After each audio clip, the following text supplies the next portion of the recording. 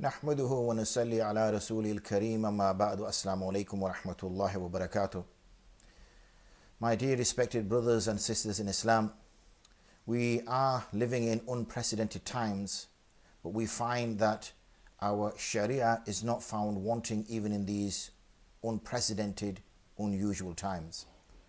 In this short series of videos, and short videos there will be as well, we're going to touch upon a few matters rather, which have an impact on us, particularly during this COVID pandemic. I'll touch upon one topic per session, and today's discussion is about visiting the sick.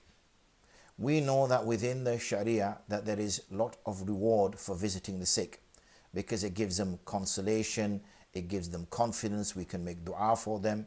And in fact, a hadith which we find both in Bukhari and Muslim mentions Haqqul Muslim alal Muslim khams, and one of those is Iyadatul Marid, to visit the sick. So how in these circumstances can we continue to fulfill that right?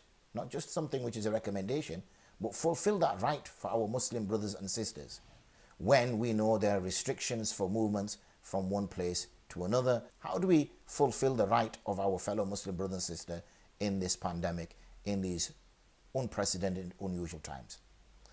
We are fortunate in that Allah subhanahu wa ta'ala tests us, but at the same time He provides us means. And one of those means that He provides us is the fact that we now have many methods of communication. The fact that I'm speaking to you right now from Bradford, which is being spread across the whole of the world, I'm able to speak to you and share this message with you. Similarly, we find that those of us who are at home and we want to still be able to reach out to our fellow Muslim brothers and Muslim sisters who are out there, what we can do is connect via things of this nature, cameras, and even a straightforward video call that we can make. And when we make this video call, we can talk to each other. We can, I remember the days when I was a young lad, and in those days we used to record things on cassette players, those TDK C90 cassette players. We would record them. We would sit around a deck, as we used to call it in those days, and record them, and then we'd give that to somebody who was traveling to Pakistan, India, Bangladesh, and they would take it with them. In our case, obviously, my parents originating from Pakistan would send that message to Pakistan. So in a way, we would bring the distance between relatives close together. We can have literally live conversations now. So that's our way of continuously ringing, talking. We can even have the camera on in the corner, so the person and we can get on with our normal day-to-day activities and every now and then reach. So that person actually feels part of the family.